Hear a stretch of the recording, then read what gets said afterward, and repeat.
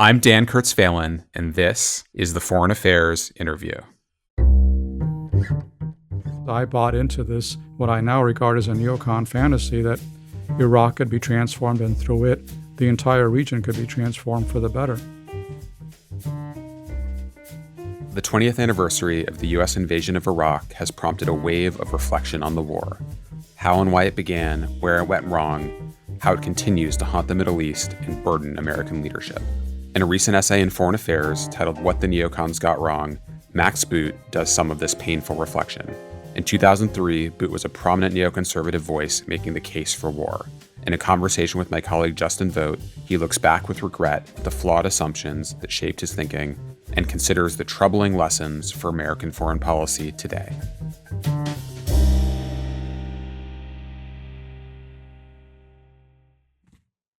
Max, hi. Welcome to the Foreign Affairs Interview. Thanks for having me. We are in the midst of the 20th anniversary of the beginning of the Iraq War, and that's the occasion for this remarkable essay. It's titled What the Neocons Got Wrong and How the Iraq War Taught Me About the Limits of American Power. And it's different in some ways from our usual fare in that it's more personal. It's an account of your own transformation as a thinker and a commentator. It's hard to change your mind. It's even harder to admit you're wrong after you've changed your mind. And it's really hard to do both of those things publicly. But that's what you've done, and not just in this essay, but in many different ways in recent years. You've been telling this story of your ideological and political journey during the Trump era, which has seen you leave the Republican Party. You've renounced the conservative movement. You've really come to alter the role that you play in public discourse. You wrote a book on the subject a few years ago, The Corrosion of Conservatism, Why I Left the Right. Your columns in the Washington Post have sort of tracked this transformation in real time. And now you've written this essay, which describes how you went from being an ardent proponent of the U.S. invasion of Iraq to not only seeing it as a colossal error, but as a reflection of something fundamentally wrong with American foreign policy making. So I thought what we could do is start with a very basic question.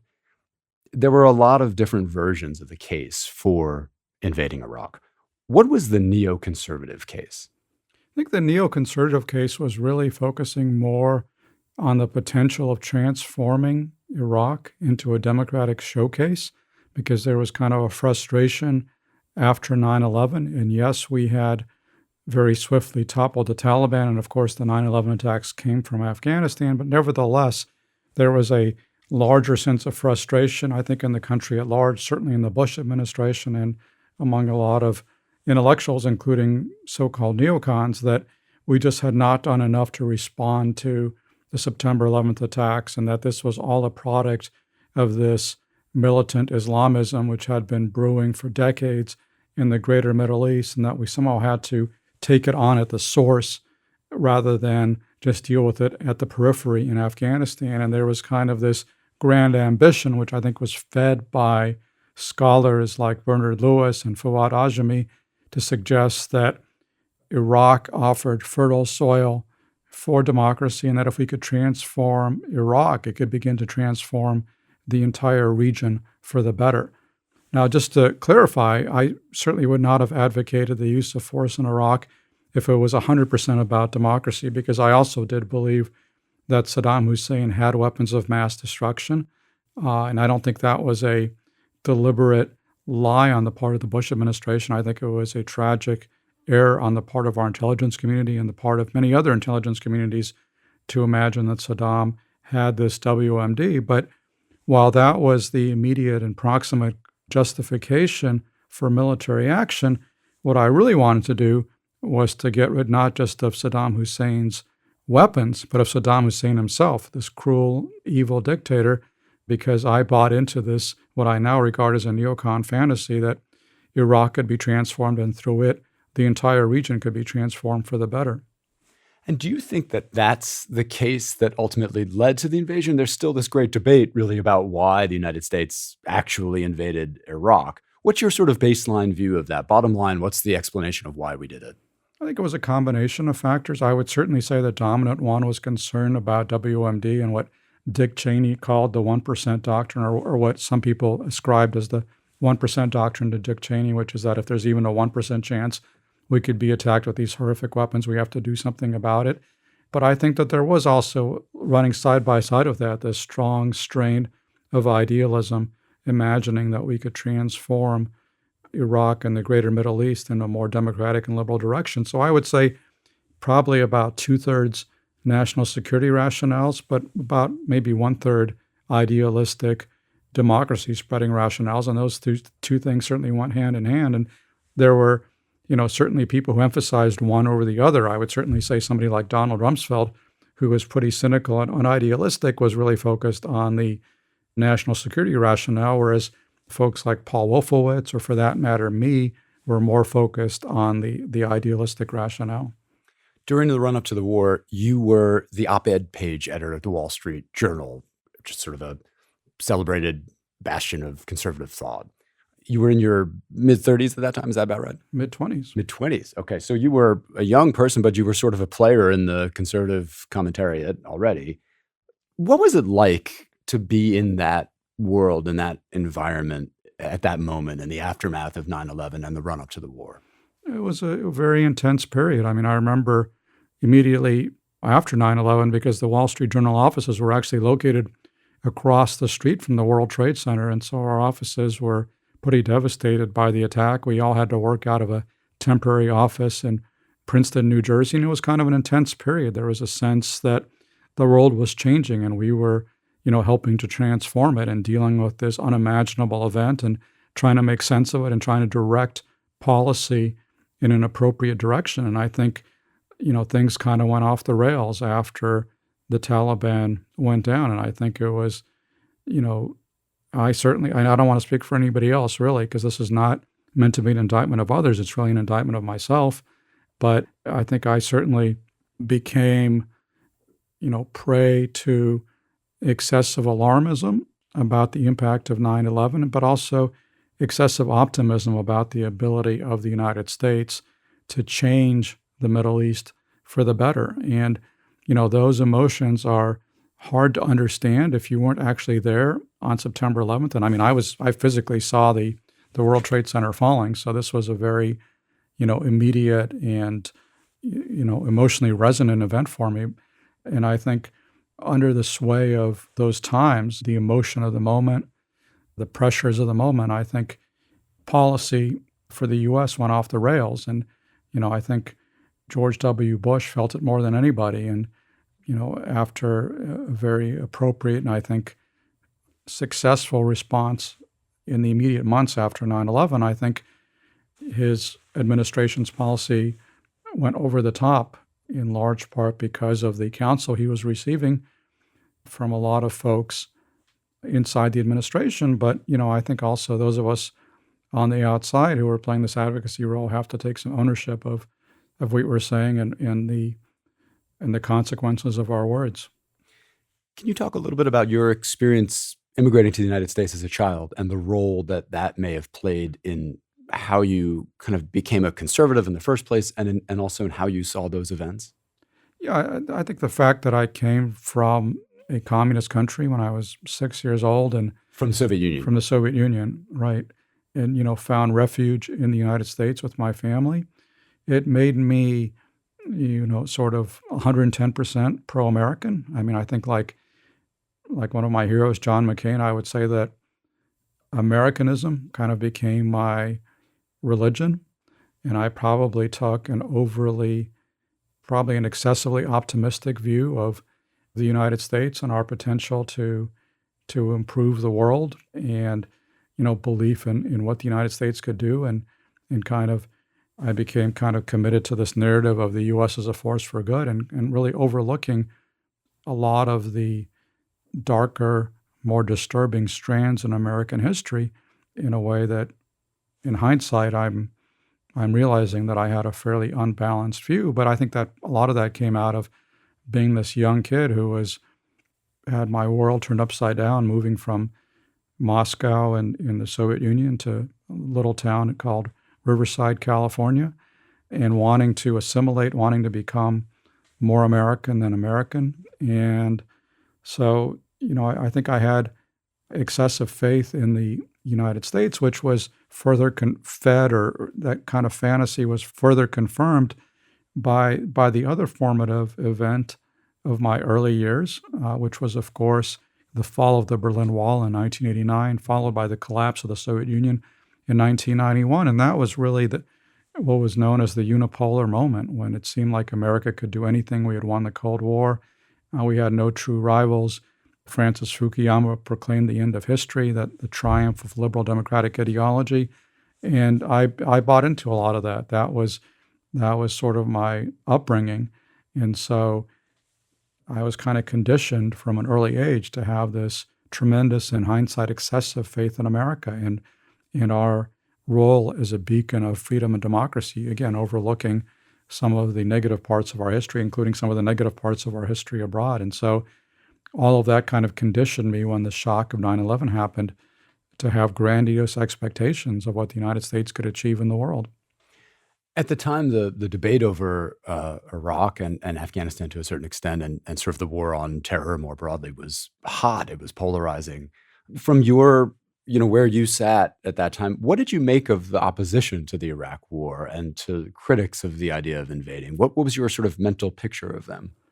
I was too quick, I think, in hindsight, to dismiss the critics. And I think I was prey to a kind of groupthink, which very easily develops when you become part of a political or ideological movement. And I was very much part of the conservative movement at that time. Again, as you mentioned, I was the op-ed editor at the Wall Street Journal. I was a contributor to the Weekly Standard, kind of the flagship, quote unquote, neocon publication.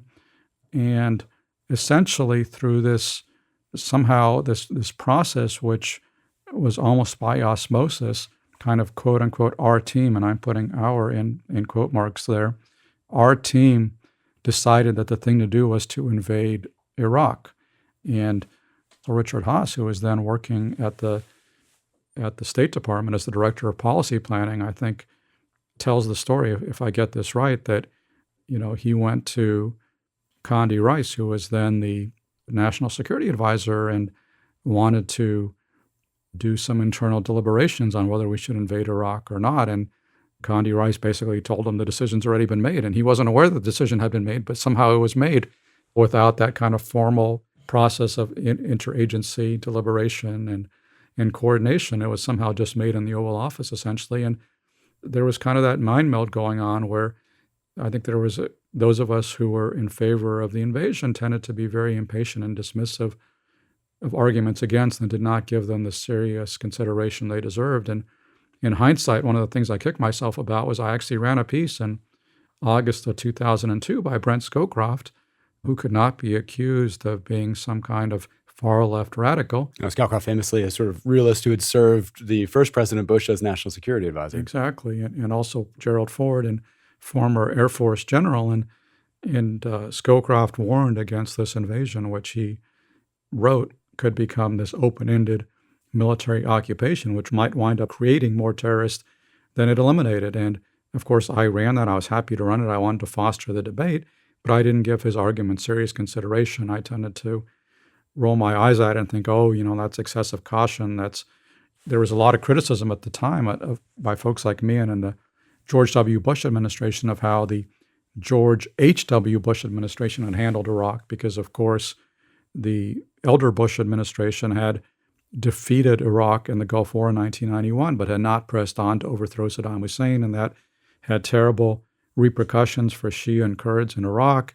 And so there were a lot of people, many of them veterans of that initial Bush administration serving under George W. Bush, who wanted to rectify what they saw as that mistake. And I was very sympathetic to that view, and so I tended to dismiss the counsels of caution from veterans of the elder Bush administration. And of course, looking back on it, the people who were urging caution, they were dead right.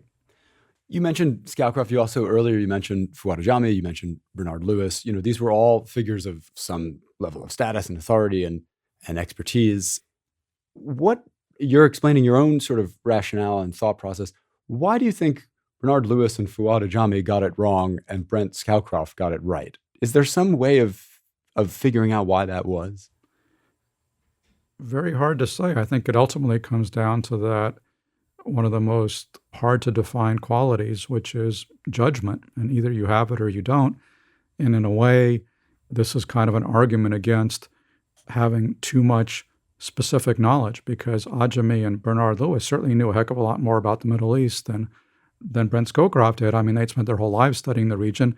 Scowcroft had not. I mean, he was primarily focused on the U.S.-Soviet competition. Nevertheless, he had, basic good judgment, and he could understand what made sense for the use of American military force and what did not. And, sadly, I regret listening more to Ajami and Lewis than to Brent Scowcroft. Maybe Scowcroft understood the United States better than Ajami and Lewis did. Yeah, I think so. And I think he'd also held positions of high responsibility, so he understood what's actually involved in using American military force. He was a career military man, so I think he had a greater understanding of the limitations as well as the capabilities of American military force, whereas if you're just looking at it from the outside, it's possible to imagine that we have these magical qualities that we don't actually possess. So 2003, obviously March 2003, the debate ends and the war begins. First couple of months seem to be going okay, but pretty quickly things go off the rails. And I'm wondering, when did you change your mind about Iraq? Was there a development or a sequence of events that made you reconsider, or when did you realize that you had changed your mind? It was a long process. I mean, it was a struggle at first even to admit that things were not going well, because, of course, the propaganda line from the Bush administration was, don't worry about it. As Don Rumsfeld said, these are just a bunch of dead enders. They cannot stop the march of progress. And, the Bush administration focused on Iraqis holding up their fingers to show that they had voted. And freedom is untidy, I think, was one of his freedom lines. is untidy. Yeah, there was a lot of, attempts to dismiss what was going on, even at the higher levels of the U.S. military, just to pretend that things were not going off the rails. And then, I started traveling to Iraq in 2003, and I saw for myself that things were not necessarily going all that well. And so by 2006, I was certainly seeing that the war was being lost, and I was an advocate for what became known as the surge, which was an attempt to put in more U.S. troops and to change the strategy to a more counterinsurgency type strategy, so that they weren't just driving by neighborhoods. They were actually trying to provide 24/7 security to the people. And of course, that was happening at the same time that a lot of Sunni sheikhs were turning against al-Qaeda and were willing to work with the United States. So I was in favor of that change of strategy, because I at least recognized that things weren't going well. And after the Abu Ghraib revelations, I called for Don Rumsfeld to be fired, because I thought he was not providing effective oversight of the U.S. military. And that was one of the first things that did not endear me to some of my Confederates on the right, for whom, at that point, Don Rumsfeld was a great hero. So I was, quite critical. And in fact, I remember in 2006, I was called in with several other conservative pundits, and we met with President George W. Bush in the Oval Office. And I actually asked them a question about a news story that morning in the Washington Post, reporting that the chief Marine intelligence officer, this was in September of 2006, the chief Marine intelligence officer in Anbar province was reporting that Anbar province, which was where, kind of the hotbed of the insurgency, was lost. So the senior Marine was saying that the war in Anbar province was lost. And I asked President Bush about that, and he did not appreciate my question, because he seemed to treat it as an act of disloyalty. And I asked him how he could believe in the progress being reported by General Casey, the senior U.S. commander, and Secretary Rumsfeld, the Secretary of Defense, whereas the folks on the ground, like this Marine intelligence officer, were painting a very different picture. And he went off on a screed about how he had to believe the chain of command, and he had looked in the eyes of General Casey, and he was a good man, and so forth. So I was becoming quite frustrated with the Bush administration at that point and their management of the war. And then I supported the surge and saw the progress for myself on my subsequent visits to Iraq. And then things more or less somewhat stabilized in Iraq in 2007, 2008. The threat from al-Qaeda waned. And so I didn't really see the need for a true reckoning with the initial decision to go to war. And I didn't really make that until years later, really, when I was writing my book on the corrosion of conservatism in 2018 and looking back on my kind of intellectual and ideological trajectory. And it made me realize, I had to own up to things. I couldn't just pretend that, I'd suddenly gotten, I couldn't pretend that the Republican Party had suddenly gone off the rails without admitting that I had contributed to some of the bad decision-making of the Republican Party in the past, including the war in Iraq. And so that was a very difficult thing for me to do, but kind of cathartic to come out and say the whole thing was a big mistake, that the invasion of Iraq was a huge misstep. And so that's kind of liberated me. It's because I think there's a tendency when you've taken a controversial stance and you've taken a lot of flack for it, there's a tendency to kind of dig in and defend the position to the last. And it's actually kind of strangely liberating to say, yeah, wait a second, I did get that wrong. And it's at first, you feel very vulnerable doing that. You feel like, wait a second, I'm basically opening myself up to the critics here. And I'm saying I didn't know what I was talking about, but it's actually, in the end, it's kind of liberating because it allows you to be honest about yourself and about what happened. Were there times that you felt, I'm talking about back around the time of the surge or even after the surge, was it that you really didn't think that things had gone badly and you didn't think it was a fiasco, or did you sort of think that, but you didn't quite want to say it yet because that might have negatively affected your ability to influence things or have access to people? Was that part of it as well? I think I kind of took refuge in the argument that it wasn't necessarily the decision to go to war that was fundamentally mistaken. It was the way the Bush administration had conducted the war. The execution was the wrong. Execution, not the initial idea. And of course, yeah, no question, the execution was very badly screwed up, and the administration and the military made many mistakes. But at the end of the day, I finally had to conclude, no, it wasn't just execution. The whole idea was misbegotten from the beginning. We'll be back after a short break.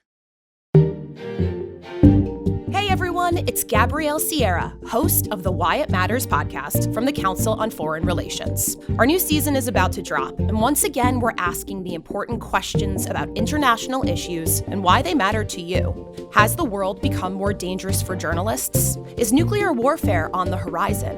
And what in the world is going on in the Arctic? If you're just stepping into the world of international relations or know someone who is, then this podcast is for you.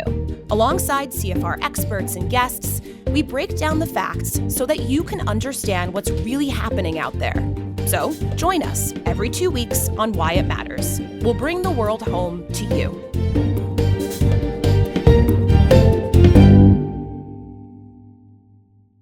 One of the lessons that you draw from the Iraq fiasco is that policies of regime change don't really work, whether they involve military intervention or covert action or sanctions. Many of the people who advocated for regime change via military action in Iraq continue to advocate regime change elsewhere, although not necessarily via the same means. That's especially true about Iran, which you write about in the essay. How does your interpretation of what went wrong with Iraq influence your thinking about Iran?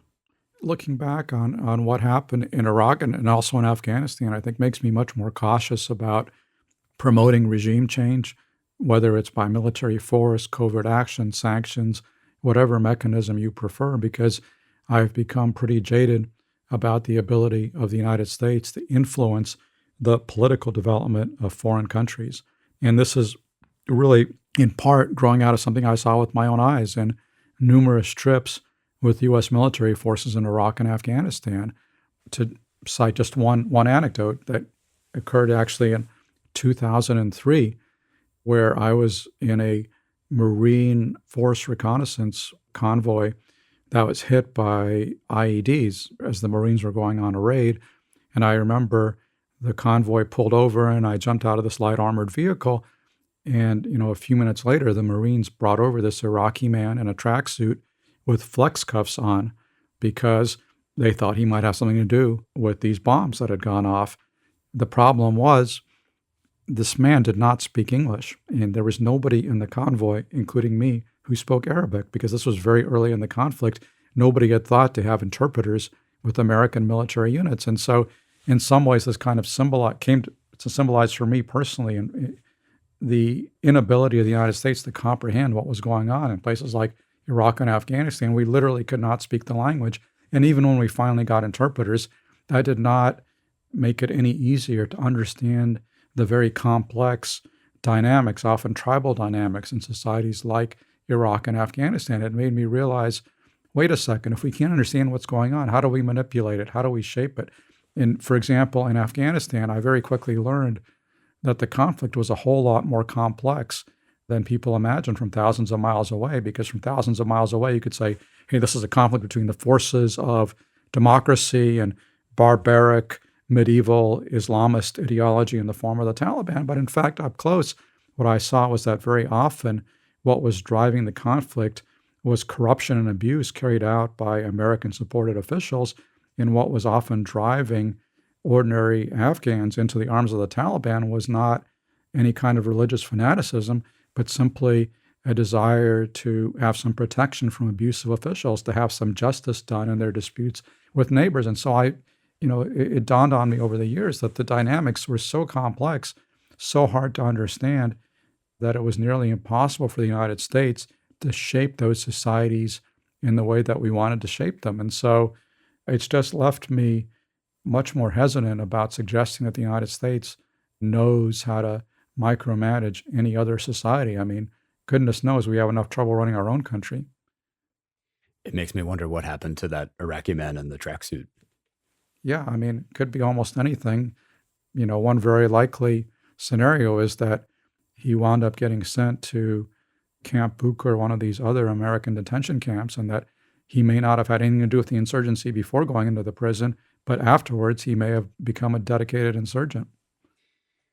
Let me drill down a little bit about this question of regime change, because in the piece, the way you describe it, it sounds like you do support a range of things in Iran that are designed to weaken the regime. Sanctions, support for protesters, kind of isolating Iran internationally to a certain extent. What distinguishes that, aside from the use of military force, from a kind of pro-regime change policy? What's the difference there? Well, the big difference is I changed my mind about the Iran nuclear deal. When it was being negotiated, I thought it was too generous to the Iranian government. But in hindsight, the Iranian nuclear deal worked. It actually stopped the Iranian nuclear program, and Donald Trump's decision to pull out of the nuclear deal, the JCPOA, was a catastrophic miscalculation. And so I was very much in favor of Joe Biden trying to get back into the nuclear accord, which is something that folks who still identify themselves as quote-unquote neocons oppose, or a lot of Republicans oppose it, even if they're not neocons, because they say, hey, this is a terrible government, awful regime. They abuse their own people. They sponsor terrorist movements and militant movements around the Middle East. They want to eradicate Israel. All of that is true, but that doesn't mean that we can't deal with the regime. And certainly we dealt with, some of the most heinous regimes on the planet, led by rulers like Joseph Stalin and Mao Zedong. We can certainly deal with the Iranian Islamic regime if it's in our interest to do so. I want to read you a passage from an article by the American historian Stephen Wertheim, who kind of identifies as a realist, I think, on foreign policy. This is a foreign affairs piece that he's written. He writes, American policymakers, politicians, and experts now generally reject wars to change regimes or rebuild nations. For the most part, in weighing the use of force, they have rediscovered the virtue of prudence. And they now appreciate that democracy is rarely imposed at gunpoint, and that even countries with the strongest democratic foundations, such as the United States, need to work hard to keep democracy alive and well, as you pointed out. He says these are necessary lessons, but they do not suffice. They reduce the Iraq War to a policy error, which can be corrected while the United States goes on pursuing the hegemonic world order it has assigned to itself since the Cold War ended. This overlooks the fact that the decision to invade Iraq stemmed from the logic of pursuing U.S. primacy. Such a strategy directs the United States to fund a massive military and scatter it across the globe for an essentially preventive purpose to dissuade other countries from rising. Promising to keep costs low, it assumes that U.S. hegemony will not engender resistance and strikes hard to snuff out any that appears. It sees leading the world almost as an end unto itself, disregarding the abundant strategic alternatives that wide oceans, friendly neighbors, and nuclear deterrence afford the United States. What do you make of that? I disagree with that. I guess I'm certainly not becoming some kind of isolationist. I think that's a huge mistake. I think, We certainly need to be more prudent in the exercise of American power, but I still very much believe in the imperative and necessity of American global leadership. And I think we're seeing it today in Ukraine. And that was kind of a wake-up call because, of course, the invasion of Ukraine came after 2 decades of largely failed wars in the Middle East, shortly after the American pullout from Afghanistan, which was another fiasco. And it left a lot of Americans looking inward, especially because of all the crises of our own democracy symbolized by the attack on the Capitol on January 6th. But Ukraine was kind of a wake-up call to say, wait a second, we can't afford to ignore the world. And if it weren't for the United States, I think it's pretty obvious that Vladimir Putin would now rule in Kiev and Ukraine would once again become a region of the Russian Empire. So I think what we're doing is absolutely correct and absolutely imperative, not only for kind of idealistic and democratic reasons, but for hard-headed realpolitik reasons, which I think it is very much in our interest to enforce the international order, to enforce certain international norms and the international rule of law, much in the way that George H.W. Bush did in 1991 by mobilizing this coalition to say that this aggression committed by Iraq and Kuwait would not stand. I think President Biden today is saying pretty much the same thing, that the Russian aggression in Ukraine will not stand. And I think how this conflict goes will help to determine the shape of the 21st century order. And I think it would be catastrophic if we were to abdicate our leadership responsibility and allow tyrannies, whether Russia or China, or Iran or North Korea, to run amok. We should certainly be prudent in the way we deal with them. And I think President Biden is right to avoid sending American troops or American aircraft to avoid any kind of direct clash with Russia. But we certainly need to be the arsenal of democracy in supporting regimes that are being attacked in the way that Ukraine was attacked. And I think one of the key distinctions that I've reached in recent years is the one between exporting democracy and defending democracy. And I think it's, what I was talking about earlier was really how hard it is to export democracy and how it's a nearly hopeless task. But defending democracy is much more doable because we see that Ukrainians are fighting and dying for their own country. They're not asking us to do that for them. We're not imposing a government on them. They've chosen their own government. They have a great wartime leader in President Zelensky who is almost universally popular. And so this is a government and a cause that I think most Americans can get behind, and rightfully so. That said, part of the problem you diagnosed in the run-up to the Iraq War with policymaking, there was a sort of groupthink that you felt you experienced yourself. So do you welcome sort of more debate about Ukraine policy, U.S.-Ukraine policy? That there's a sort of growing skepticism on the right. Ron DeSantis has said that he doesn't think that Ukraine represents a vital interest for the United States. Is that healthy? Is that good in your view to have that kind of debate? I think it's good and healthy as long as you have a factual debate. Unfortunately, a lot of what you hear on the right these days from folks like Tucker Carlson is just name-calling against President Zelensky and repeating these outrageous Russian lies, for example, about supposed bioweapons labs in Ukraine, which never existed. So yeah, by all means, let's have a real debate over the right U.S. strategy. And you can certainly have legitimate disagreements. And, should we send them F-16s or not? That's a completely legitimate area of disagreement.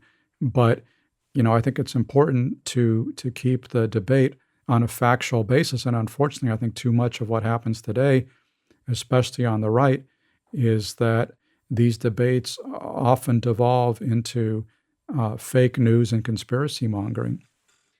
Speaking of debate, you recently wrote a striking op-ed for the Washington Post on U.S.-China policy. And in it, you talked about a hearing that was held by the House Select Committee on the strategic competition between the United States and the Chinese Communist Party. And at this hearing, all the expert witnesses were highly hawkish critics of China. There really wasn't anyone that spoke about the benefits of U.S. cooperation with China or of interdependence with China.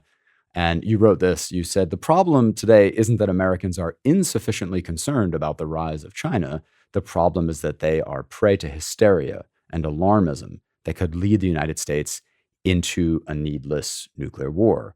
You added that the committee was engaging in bipartisan alarmism. Is your take on this sort of informed to some extent by that groupthink problem of Iraq? How do you see these things as related, if at all? Yeah, absolutely. I mean, I think we've seen examples in modern American history where the kind of groupthink about foreign threats led us in a very dangerous and misguided direction. We saw that, of course, with Vietnam, where the Tonkin Gulf Resolution was passed with almost no dissenting votes in either house. And of course, it led us into this tragic quagmire.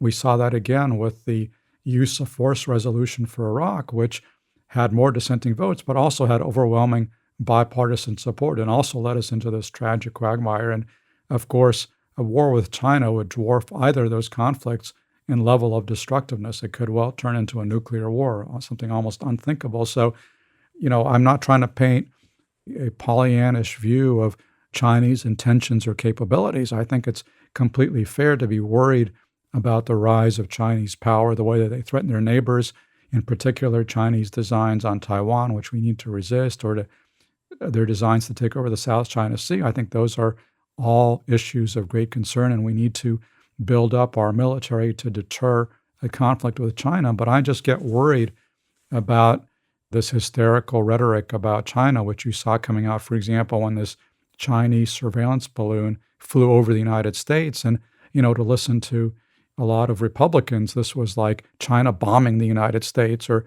this was a calculated insult to the United States. But not just Republicans, but Democrats too. Yeah, right? a lot of Democrats too. That there's a lot of certainly bipartisan. There's a lot of bipartisan alarmism, and I think this is a dynamic similar to what we saw in the early years of the Cold War, where Republicans are basically trying to tag Democrats as being soft on communism, and Democrats are trying to resist that charge by showing, no, we're as tough on communism as anybody. And that was, in fact, a lot of Lyndon Johnson's motivation for getting into Vietnam, was because he remembered how the communist takeover in China led to Republican attacks on who lost China, accusing the Truman administration of being responsible.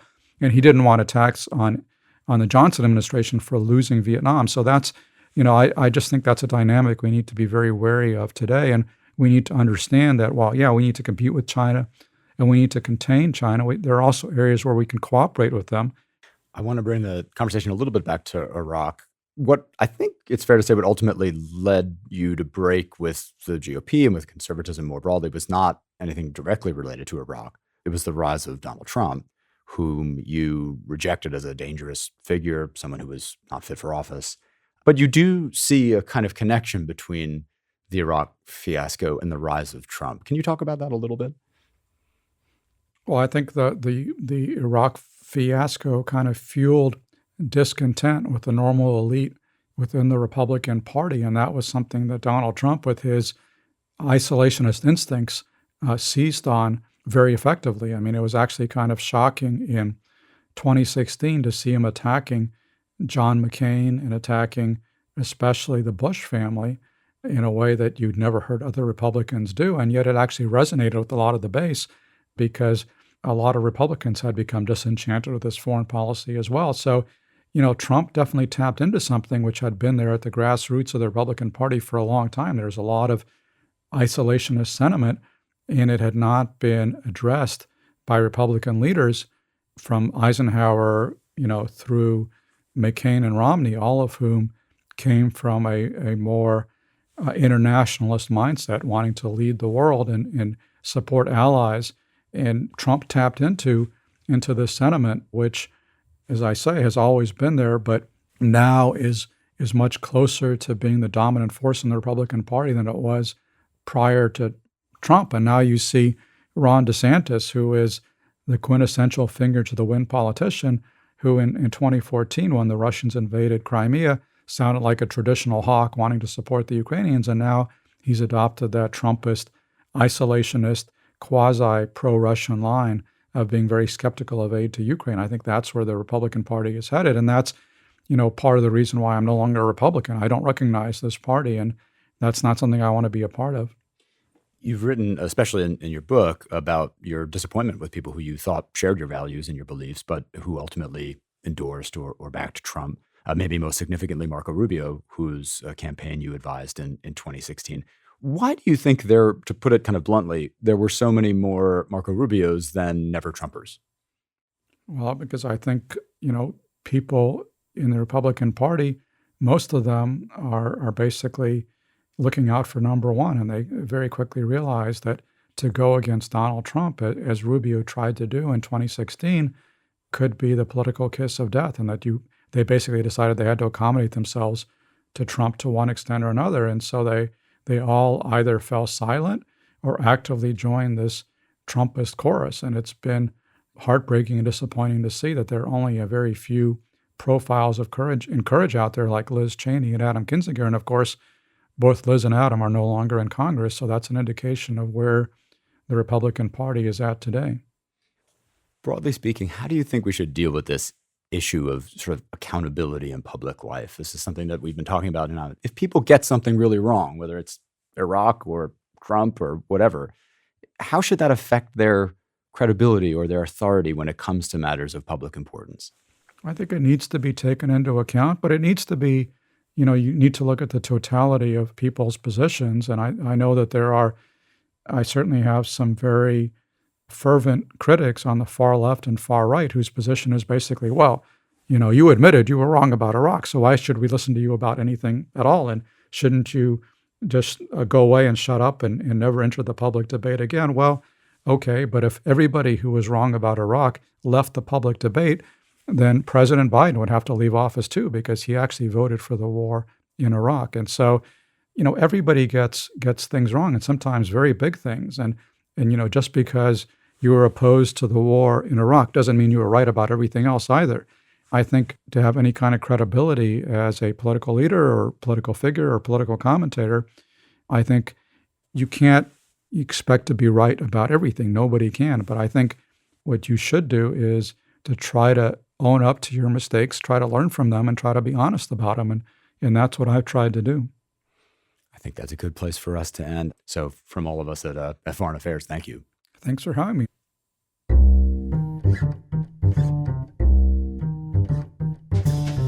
Thank you for listening. You can find the articles that we discussed on today's show at foreignaffairs.com. The Foreign Affairs interview is produced by Kate Brannon, Julia Fleming-Dresser, and Molly McEnany. Special thanks also to Grace Finlayson, Caitlin Joseph, Nora Revenaugh, Asher Ross, Gabrielle Sierra, and Marcus Zachariah. Our theme music was written and performed by Robin Hilton. Make sure you subscribe to the show wherever you listen to podcasts. And if you like what you heard, please take a minute to rate and review it. We release a new show every other Thursday. Thanks again for tuning in.